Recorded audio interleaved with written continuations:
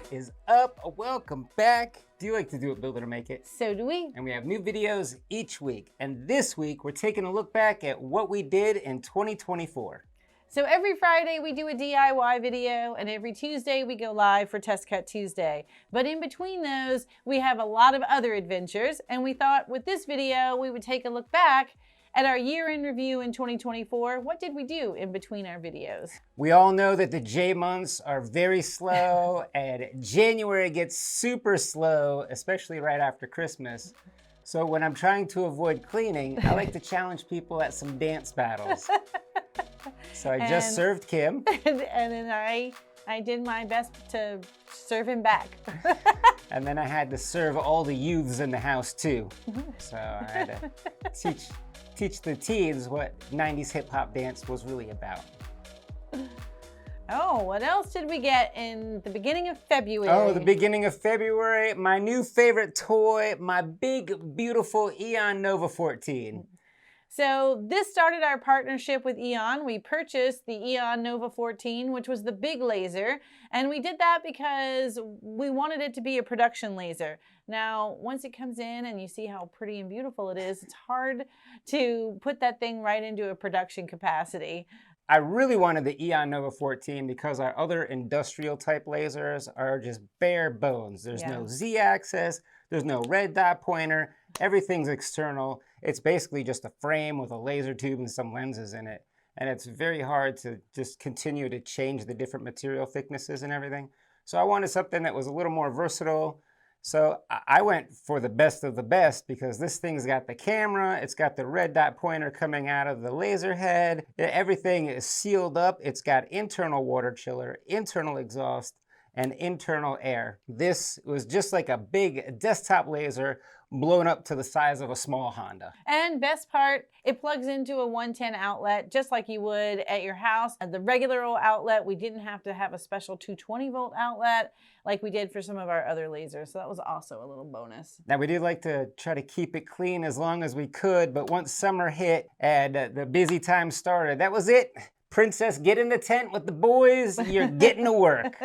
And now she's very dirty and she needs a good cleaning along with all of them. That's another thing that we like to do in January is go back and do all the maintenance that we missed in the busy season. Yes.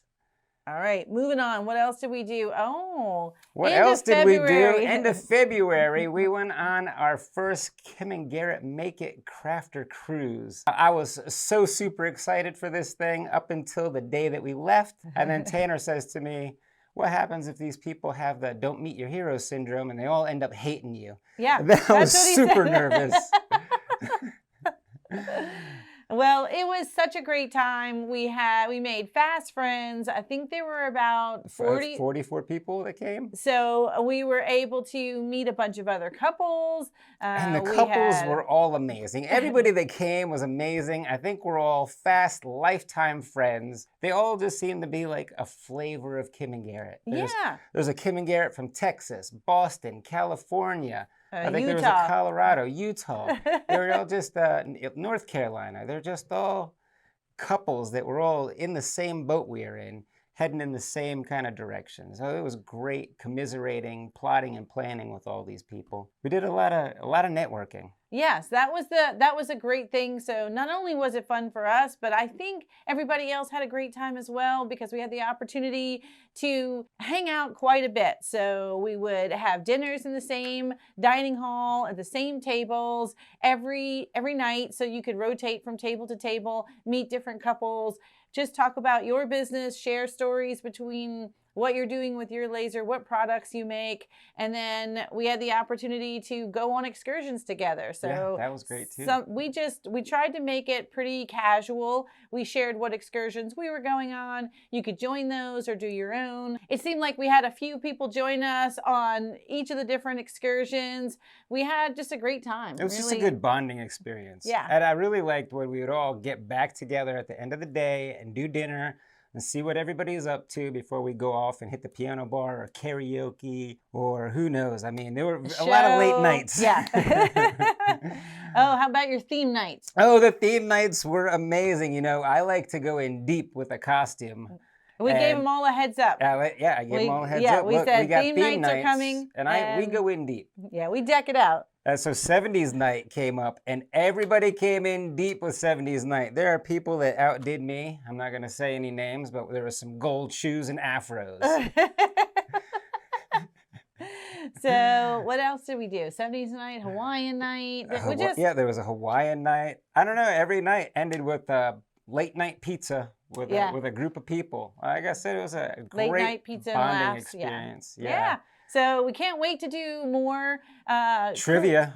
Don't forget the trivia. Oh, yeah. We all hit trivia as a group too. We just dominated the trivia. And then we did 80s Name That Tune trivia, where Scott shut it down. At the end, it was a tie. Yeah, he won the tiebreaker. Man-eater.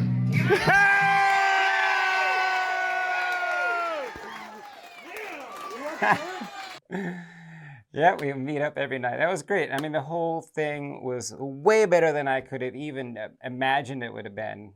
And we look forward to doing more. So I know that the cruise scared some people. They said, I'm not getting on a cruise ship. So we definitely want to do something in 2025. We're working on it. It'll probably be a land-based event, and it'll probably be close to home. We had a lot of feedback from the patrons, and it seemed like everyone that we've talked to really wants to do something close to here. They really want to come and visit the mothership.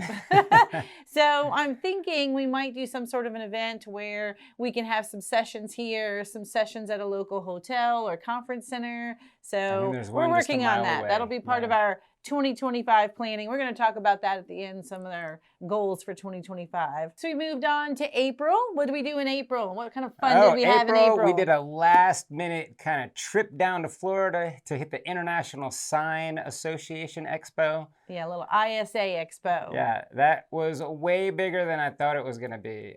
The place was huge, and it was just filled with information. We knew that AEON was going to be there, so we knew we were going to have the opportunity to network with the folks from AEON, but we were also already looking into a UV printer, and we knew that the printer companies would be there. So we did learn a lot about UV printing. A lot about UV printing. We learned a lot about a lot of sign making type things. All kinds of things, down to LEDs. We came in on Wednesday. We were there just the full day Thursday and flew back on Friday. And we just weren't able to take the whole thing in one day. No, we're going to have to go back just to hit the other half. But we did meet the AEON people, and we got to meet some of the other influencers. We got to meet Emily, that mom with a laser, Michael from Laser 911. We got to meet George. And then we got invited to the AEON family dinner that night, where we got to meet Lobo Designs, the Riley Black Project, Cerulean Tide, Hope Yoder. Yeah, we got to meet the guys from Lightburn. Yeah, it was just, again, it was a great time. Don't forget your best friend. Oh, that's right. He came in looking like a rock star. My new best friend, Daryl Aspen, was there too. So it was fun. We had a great time. I really enjoyed the opportunity to network and meet some other influencers, talk about what they're doing in their business. It was a great time. It was very educational and fun. Moving on, what else did we do in April? Something new we decided to try out thanks to Mandy, right? Oh, that's right. Mandy came up with a great idea.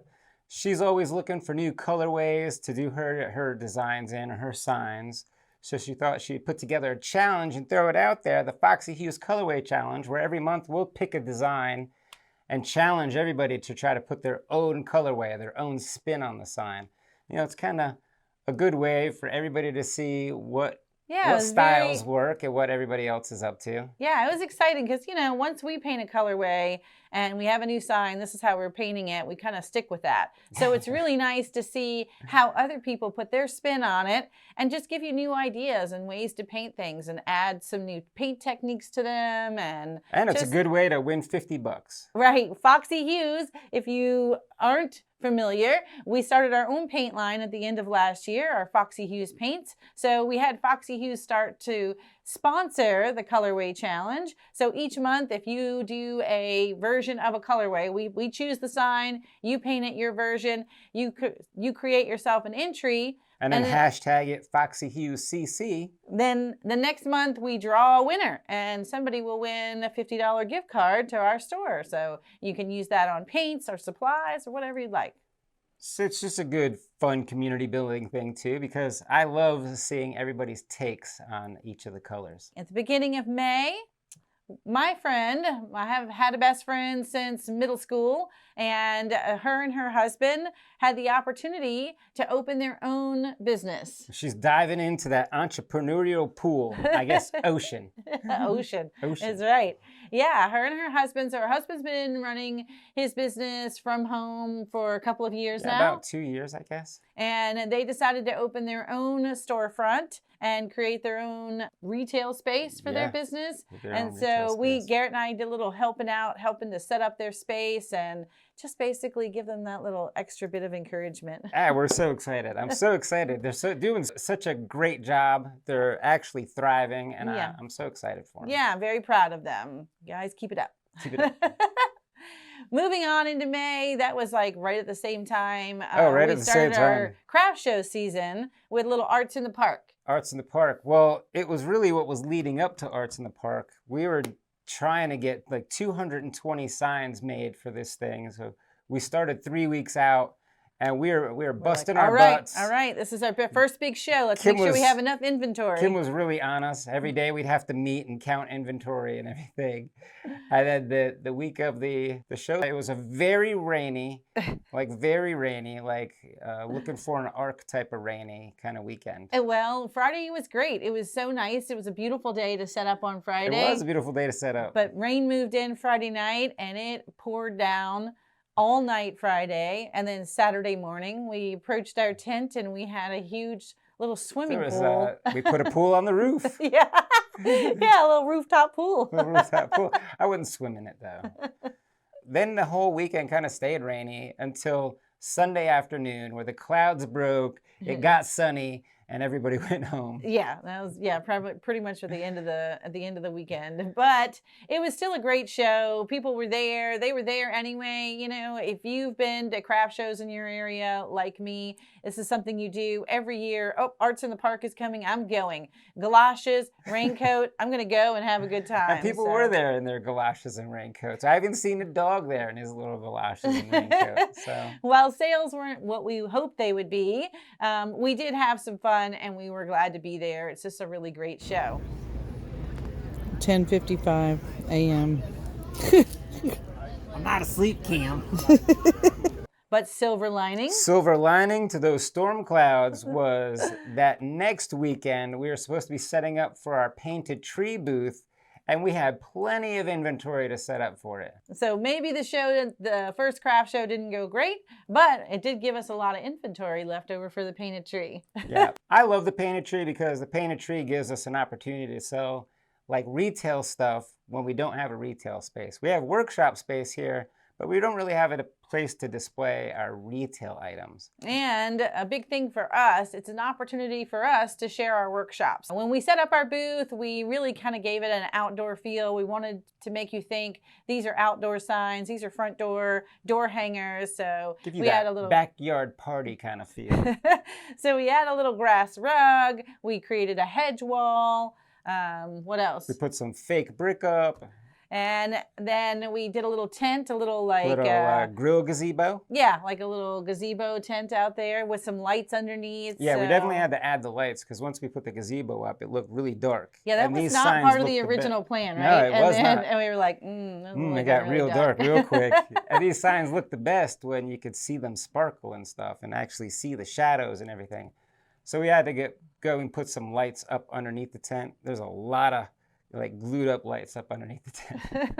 And then we added our little sign, a retractable sign stander that really gives some more information about us, where to find us, all our socials, and then of course hey, we offer workshops. You can join us for a workshop. And the signage really works because we've had a lot of customers come in and do workshops after they visited our booth at the Painted Tree. Yeah, and sometimes at the craft shows when I say, oh, we offer unfinished kits in our online store, folks are like, I want you to do it for me. Yeah. But there is an opportunity for us to have that little sign there, and then folks are like, oh, you know what, I would like to paint these. So it's nice just when people are like, oh yeah, I'd like to give it a try. That would be fun. Moving into the beginning of June, we had what was your goal one of your goals in 2023? My goal in 2024 was to get on our morning news channel. We have like this morning news show that comes on after like the national news. And my goal was to get on that show. Every week, they would send out this little Facebook post that says, what are you doing about town? What's happening? And every week, I would post a little picture or a little video of our stuff trying to get on the show. And then one morning, I happened to be by the TV, and I was doing something, and I heard, and Kim and Garrett, and I turn around, and our Summer Vibes is up on the TV. Yeah, so that was fun. We didn't get there in person. We'll move that goal into 2025. So my goal on 2025 is to actually get our faces on the morning news show. But that was fun. And then right on the heels of being famous on our local news, we went viral. I went viral for the craziest little clip. It's just a quick clip of me filling up some gypsy gold paint. And then I put the 69 boys in there with the Tootsie Roll, cotton candy sweeter than gold, and I left it there. And in like 24 hours, I got 1.3 million views. Yeah, I mean, so like we always say, go out there, post on your socials. You just never know what might catch on. That one, I think it looked a little like nacho cheese. So there's a lot of nacho cheese comments. But you know what? It got a lot of airtime, and hopefully you'll do it again. Yeah, something. A little later in June, we had the opportunity to do a little combined work and play. Garrett's mom lives up in Maryland, so we did the Frederick, Maryland Arts Festival. Yeah, I love that one because that one is on this really cool canal walk. There's a really cool artist there. It is always a nice weekend, and then we always are able to make a little bit of money, and then we can go off and have a little bit of vacation. Yeah. And it's right there by Gettysburg. So last time we did a whole Gettysburg War tour. Yeah, we did the Gettysburg battle, which is the turning point of the Civil War. We just learned all about it, which, I studied a little in school. But man, to be there, that was pretty cool. Yeah, and to see how big things actually were, not in the books, pretty crazy. It's a little work and play. And then a little later in June, a funny thing is, so Garrett and I kind of keep our Busch Garden Seasons passes going every year. I just keep them going. I mean, you never know. I like to keep it too.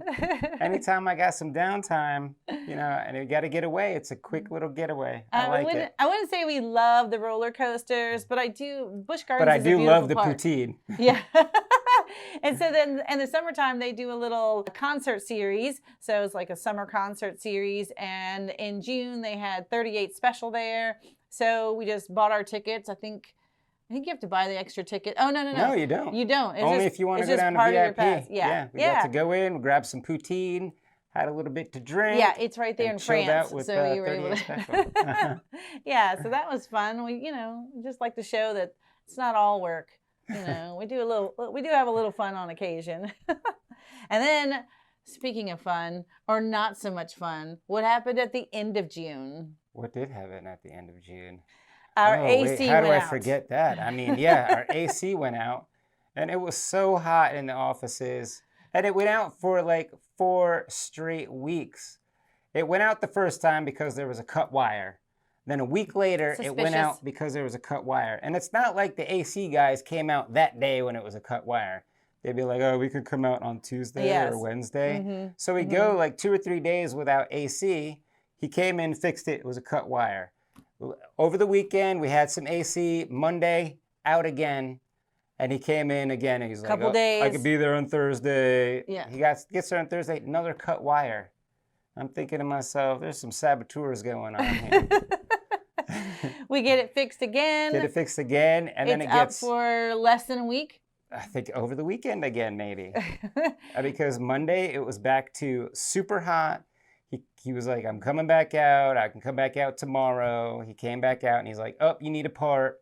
I'm going to order the part. This time it wasn't a wire. It was something up in the HVAC system or whatever is up in the ceiling. Some kind of like thermostat something or other. Yeah. So that he's that's gonna take a week to get here. About a week. And it took longer than a week. Yeah, it was like a week and a half. Weeks. Yeah. By the time he got here, it was 2 full weeks. So it was the longest, hottest summer. AC in, out, in, out. And then we were supposed to be getting ready for like one of our first big B2B customers. Well, yes. And during that time, Christian and Lisa came for a visit right when the AC was out. I felt so bad for them. It was a sweaty mess. Our plan was to have a little fun and hang out with those guys, but make sure we were cutting for this B2B order. So we were doing some race medals for a customer. We had like 1,000 race medals to get out. Yeah, but it was 100 degrees. It was 100 plus out in the warehouse. Yeah, it was 100 plus out and in the warehouse. 90 plus inside. So poor Christian came for a visit, but we put him to work. Garrett and Christian went to a Home Depot or something and got an AC unit. Yes, and it was able to put that in the tent. So that cooled the tent down. Then we were all four hanging out in the laser tent back there because that was the coolest spot in the building. But we still got no work done. Yeah, right. By the time we did all of that, we were like, no, I'm not trying to cut race medals right now. So AC didn't actually get fixed until that Wednesday, where the medals were due the following Monday. So we worked over the weekend, and it wasn't bad. You know, once the AC was fixed, then we weren't cranky. It kind of went fast. A couple of hours cutting and engraving on the lasers. We set up some jigs to put them together. I think the hardest part was actually putting the string around the neck part. Yeah, well, lesson learned. We'd make that little thing a little bit wider, the little tab at the top a little wider. But we learned a lot, and we're excited to do more B2B Yeah, I in definitely 2025. want to do more B2B stuff, the business-to-business stuff, to try to offset slow craft show seasons. Try to get rid of the ebb and flow and keep it just flow. Oh, so right on the heels of that, what do we do at the end of June? What did we do at the end of June? A little June? trip to Oklahoma. Oh my gosh, yes, the trip to Oklahoma. That was one of the best times of my life. It was the Next Level Laser Conference. Mark and Will did an amazing job putting together an amazing experience. Emily did an amazing job being a keynote speaker. Yeah. She did an amazing speech there, very inspirational. The whole thing was inspirational. The whole community is great. Yeah, we got to meet everybody. I got to run into my new best friend, Daryl, again. It was so many selfies were taken that weekend. Yeah, we got to, again, the networking is worth so much. So we had the opportunity to meet a bunch of folks that watch our videos, who knew who we were, came over and said hello. We also met with some other influencers and had the opportunity to just talk a little business, what you're doing in your business, what we're doing in our business. So I just love the opportunity to network and meet with people. And there was a lot of great information that came from the stage and all of the experts that were up there. Yeah. Well, I was our first stage selfie. Oh, right? That's right. I got my first stage selfie. There was a lot of firsts that weekend. Yeah, and then over in the vendor area, we got to talk to a bunch of vendors and make some business connections there. More networking. A lot of networking goes down at the Next Level Laser. It's next level of networking. Yeah, so if you haven't been, we highly recommend the Next Level Laser Conference in 2025. It's going to be at the Gaylord in Houston, Texas? You can look it up, but it's definitely in Texas, and I'm really excited for the opportunity to go and do it again. Yeah, it was fun. Meet more people. It keeps growing, so next year I get even more selfies. All right, that was the end of June. Let's move into July, just a couple of weeks later. Well, yeah, we went right into Camp AEON. This was another great experience. This is where we got to go to the AEON headquarters, and we got to see, touch, and feel all of the AEON machines, but not just the AEON machines. We also got to mess with Thunder lasers. We got to mess with Epilogue, Trotec, Omtec. I mean, if you could think of one of the leading industry manufacturers of a laser, they had a laser there that we could play with. Yeah, so the goal of that was to educate you on all of the different AEON laser models. So when folks come and ask us as a partner, hey, what about the Mirror 7? What about the Mirror 9? We're able to share our information. But not only were we educated on all of their models, we were able to compare and contrast those to some of the other leading industry models that are out there and learn some of their features. So it was super educational. It was done really well too, because they would hand you a book of test cases and case studies. Yeah. So you get to read through the case study and then do your own testing, and they give you the parameters and everything for the machines, and then you get to write down your own results. So it was great that we were able to actually get our hands on all of these machines and get to play with them. And we got to see like the craftsmanship of all of the different machines, and you'll be able to see that there's a pretty big difference in some of these machines. Not all lasers are created equal. And so it was also, the folks that were invited were all AEON partners. So we had more opportunities to network with other AEON partners. And so that was great. We got to meet like Robin and Fresh and Felicia, and George was there again. And Callie was there. So we got to meet a bunch of people, a bunch of other social media influencers, and again, learn about their business and make some of those connections. So that was so fun. Good times. A little more fun in the sun a little later in July. You know, Garrett, he loves to ride his bike. If you don't know, he's big into BMX. I mean, I don't get to ride much anymore, but there was a new skate park that had just opened up in the town, so I thought I'd go check it out. And it's good. I really like it. I got to return when there's no kids though. Well, that's going to be hard to do. It's a public park, but it was amazing. And I love when he gets a chance to get out, burn off a little steam, and just go do it. I mean, BMX is his passion. I've never met anyone who loves their bike like Garrett does. So it's a great opportunity. I love it when you get to go ride. You need it. You need it. I do. All right, and moving in at the end of July pulls us right into August. What happened in August? What did Kim volunteer us for in August? Oh, Kim volunteered us for the craziest thing. We go to the PTA meeting or for the band parent meeting. Yes, I just go just to hang out on my phone. Right, he's just show there, that I'm supporting. Moral support. Yeah. Right. And then they start talking, this year this is for our band, show theme. This is our show theme. We don't know what we really want. Yeah. But do we have any volunteers that would be willing to make there she goes. There she goes. Before they even finish the sentence, her hand is up. She's volunteering to make the prop for the band, and we don't even know what the prop is supposed to be yet. I mean, this is literally what we do. We make things. It's Kim and Garrett make it. So how could we not volunteer to make the band prop? Because whatever it is, we can do it. Because they might come up with something crazy that we can't build, and then we're on the hook for something crazy. And that's exactly what happened. So finally we get the requirements. We go and we start asking questions and getting the requirements. I was like, what do you need here? And they're like, we want a bird cage, a human-sized bird cage. Mm-hmm. And I was like, okay. I'm thinking like 3 foot round. What are we talking here? What size are you thinking? And they're like, we want it 8 foot round, 12 foot tall. Yeah. We needed to be able to hold a child inside of it while we're pushing it across the grass field. Yeah, we're going to push it across the field with a person in it. That child may or may not be twirling a baton, playing an instrument, or the drums or something. Yeah. We also like it if they'd be able to hold instruments or flags when they're not being used. And it needs to be light enough so that the kids can push it across the field with the kid in it. And I was like, all right, well, this is sounding crazy, but okay. And they're like, wait, what?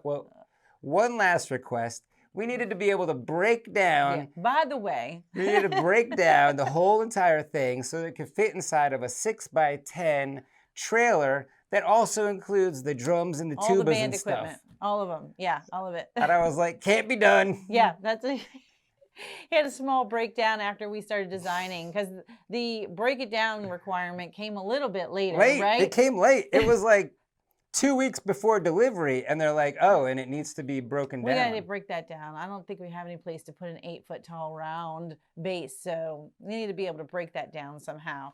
And then Garrett's like, no, can't happen. That's it. That was the requirement that broke my back. That's the requirement, so we have to figure it out. He's like, can't be done. I was like, all right, here's how I think I'm going to do it. And she starts drawing on the whiteboard. And I was like, no. I was like, fine, I'll do it. That's what I always do. Fine, I'll do it. Fine, I'll do it. And it turned out great. I'd like to pat myself on the back for that one. Yeah. That one came out. I'm gonna have to give you that too. That one came out way better than I thought it would. It's sturdy. You can push it across the field. It breaks down. They actually tried to give it back to me, and I was like, no. Nope. I don't want it. I am done seeing that thing. But if I were you, I'd keep that base because it breaks down and it pulls apart, and you could probably use that as a mobile stage at any point. Well, and one last thing, how educational it was. Look what you learned to bend PVC, right? I learned how to bend PVC. That was pretty cool. I learned a lot during that thing. It came together well. I'm proud of it. All right, moving on. Let's see. Oh, so moving along to September. What finally arrived in September? Finally arrived. Yes, it took like 8 weeks to get here, and then a whole lot of other people adding fees and stuff to it. Yeah. But our flatbed UV printer did arrive, and it took a lot for us to actually make a decision. It took us 6 months.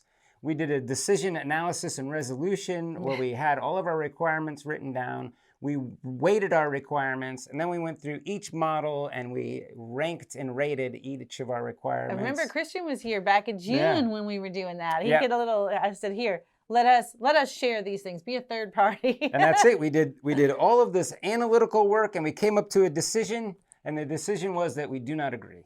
Yeah.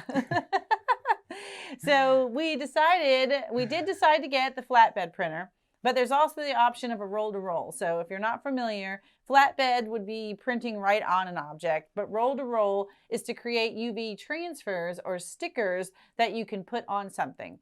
So I felt like with the flatbed, you can create the stickers, you can do it on a film, and you can print right on something. So I'm like, oh, I can do both things.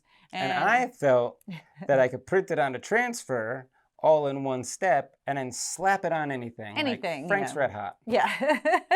But guess what? We decided to go with the flatbed. Took a while to get here. Happy wife. We learned a lot about shipping something from another country and customs and brokers is a whole thing. We learned a lot, and then we knew how big it was, right? Well, we knew how big it was, but 700 pounds looking at it on an internet screen sounds big. But then when you try to lift 700 pounds, it's Garrett's like, oh, we'll just take a couple of us. We'll get 3 or 4 like of us 700 together. pounds. Well, yeah, it's like 4 of us. We'll just lift it up and put it on the base. Well, to put it on the base, you needed to be precise, like within 1/8 of an inch type of precise. And then this whole machine is like 700 pounds. It's attached to the crate. Yeah. It took us 4 hours to get it off of the crate and onto the base. There was a lot of work. A lot of simple machines. There was a lot of levers. Yeah, you used every bit of engineering you had to figure that thing out. And we had to widen a doorway. Oh, so that's right. it wouldn't fit through a standard doorway. It was too big. So we had to take out the whole door frame, widen the doorway so that we could get it in. And man, once we just took out one stud, right? I took out one side. And we had like 1 inch on either side. It fit in there perfectly. By the skin of my teeth. And then we put the wall all back like it never even happened. Yeah. So that was quite an adventure. It was. Now that came in, like I said, in September, and that is when craft show season, fall busy season, that is like right at the start of busy season. So while you may have seen us do a couple of projects with that, we have not really had the opportunity to explore some of the features and functionality of that machine, and I'm so looking forward to doing more with it. Definitely haven't been able to use it to do what we got it for yet. Yeah, so. No, not yet. A little bit. Maybe I tried one thing. It's a little backer at Christmas time, but I want to do so much more, and I can't wait to do more with it starting in 2025 when we have a little more downtime, maybe a little less dancing. A little more, a little more learning to use our tools that we got. And then let's see, right into that took us into, after our conversation and our battle on flatbed roll-to-roll, I did reach out to Pro Colored. Now, if you remember a couple of years ago, we had the Pro Colored DTF printer where we can make t-shirts. And I was super excited about that. But it was a fairly early release of that product. I think they've got a lot more features involved in that now. It's a lot better product now. Learned, right. But it was a little more maintenance than we wanted. We could afford.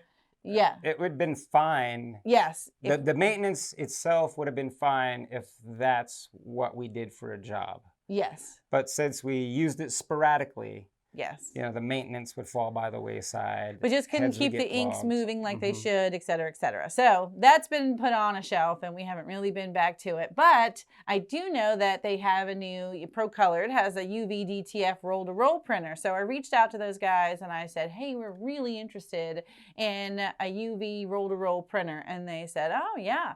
We remember working with you a couple of years ago. We'd be happy to send you the roll-to-roll printer, you know, for a couple of videos. And I was like, yeah, I'm all for it. I'm super excited about it. So in November, I guess it Wow, was it that late? Yeah, middle of November, Wow. it came in and we had the opportunity to It get came a in the roll. coolest crate. Yeah. I felt like a rock star. I felt like I was pulling Trunk. out some It kind came of in a trunk. yeah. I felt like I was pulling out some kind of music equipment. Yeah. Yeah. Yes, that's Uh-huh. it was so heavy though. When It was you so and heavy. I tried to lift it up, I was like, And it was packed so tightly and so well that it took us forever to get it out of the box. That's what it was.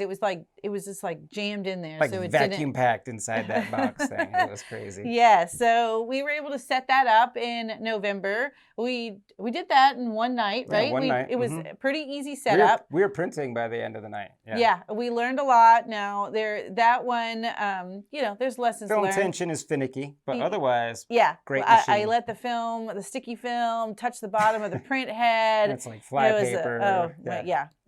Lessons learned, live and learn. But so far, it's been working great. The maintenance is just basic Minimal. maintenance. I just run it every couple of days and just make sure the inks keep flowing. You can put it in vacation mode if you aren't going to run it for a while. Well, they don't just have ink stirring anymore. It now has ink circulation. Right. So I think the DTF printer does as well. So the white ink just keeps moving through the tubes and it doesn't just sit and settle in the tubes. It's always moving as long as it's on.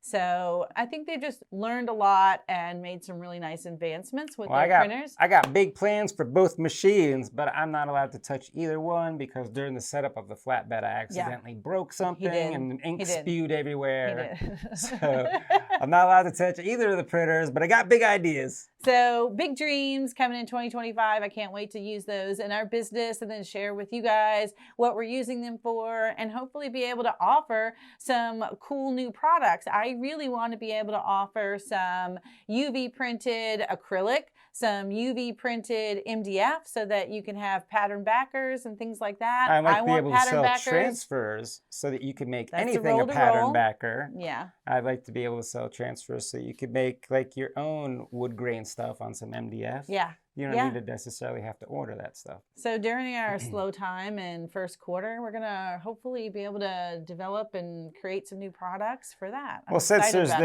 I don't have any like dance competition, I suppose we'll just move along to You don't know UV what I stuff. learned in 2024. I might be ready. I feel a Cabbage Patch coming.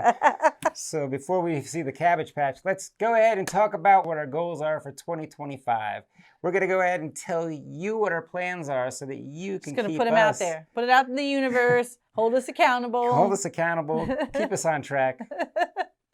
All right. What are our goals? Well, the big thing that we would like to do is we'd like to put together some courses. Now, we do YouTube videos every week, and we show you a little something here and there, but all of our tips and tricks are scattered throughout like 300 videos. Yeah. So I want to take them, distill them down. I want to do an Illustrator course. I'd like to do a Photoshop course, a Lightburn, a Creative Space, and then a Laser Craft Business Bootcamp course. Yeah, so that you can come on site and work with us one-on-one to learn about your software, your product, etc. So processes, workflow, marketing, etc. Courses are a big one. We're going to continue to attend some conferences. I had a great time at the conferences, so I definitely plan on hitting some more of those. Yeah, do some more networking, which hopefully will allow us to do some collaborations with some other social media influencers, other YouTube channels. We haven't had the opportunity to do that yet. It was actually part of our 2024 goals. 2024 goals. Didn't really happen. So, but we did a lot of networking. So we laid some groundwork we got for it. The groundwork laid for some collabs. Yeah, so we're hoping to do that in 2025. But we're gonna hit CES here in the next couple of weeks. We're gonna hit. We're going back to AEON for the AEON party. Then we're going to go to, what is it? The APA, the American Personalization Association Expo. Then we're going to hit ISA again, International Sign Association Expo or Conference. That, of course, we're going to hit Next Level. And then who doesn't want to go to the K&G Jamboree? Okay, guys, you're going to have to leave a comment for Garrett or what you think of his name. But yeah, so, all right, well, our event would you like for to 2025, he wants to call it the Jamboree. So would you like to go to a conference? Would you like to go to an expo? Or would you like to go to a Jamboree? Let me know in the comments down below. He's so embarrassing. What else? More B2B. We definitely want to do some more corporate stuff. We talked about that. I enjoy the corporate stuff. Help plug up some gaps in my income. We want to expand our paint brand. So like I said, at the end of 2023, we had our new paint brand. We've been selling it for the past year on our website. We talk about it in our videos, shared a little bit about it at Laser Craft Fest, maybe even a little at Next Level, right? Didn't we bring that up a little bit at Next Level? Because I had somebody place an order from Next Level. Yeah. I don't know. We need to do a better job. But yes, so we're going to do more marketing, and our goal is to put our paint brand in Amazon and sell it in some other retail places, as well as maybe some wholesale places like Fair and things like that. So we really want to expand the paint brand. Let's see, your Jamboree, we already talked. And then lastly, Jamboree. In order to build our business, so one of the things we did in 2024 was expand some of our offerings for Patreon. We love our patrons. Love them. Hear it at the end of every video. We truly feel like we have built a really great community. Such great people. So we have our Made It level tier that gives access to all of our SVGs. But last year we created a Master It level tier for those that have small businesses and looking to grow and build their small business. And we want the opportunity to build that out even further and offer more for our Master It tier patrons. But we're so busy doing videos and day-to-day work. Yes, fixing lasers and running projects and building design, making designs. Yeah. Making 1,000 medals, all kinds of stuff. So we need to our goal is to hire more help so that we can have some other folks helping us run some of the operations in the back to continue to free us up to do more business development and just get those courses done. Yeah. Just do really more for the Master people. Yes. Yeah. Think strategically. It'll free us up to think strategically. Yeah. So those are some of our goals for 2025. And I guess that's it, right? Well, I think one of our goals for 2025 is to help you keep on track with your goals for 2025. So what I want you to do is I want you to leave me a comment down below of all of your 2025 goals. Or if you're a Master Tier patron, we're going to be coming at you in January. So start thinking about what your goals are, and we hope to be able to share those and put those in some place that we can come back and do a little... Keep everybody accountable. Hold each other accountable. We'll do some short-term and some long-term goals. So I got to go make my goals. I'm about out of time. I'm going to make my goals. You go make your goals. And then I want to say a big thanks to all of our patrons. We love you guys. That is the best community over there. And we really do appreciate your support in 2024. And we can't wait to see what we all do in 2025. We have big ideas, and we can't wait to share more with you.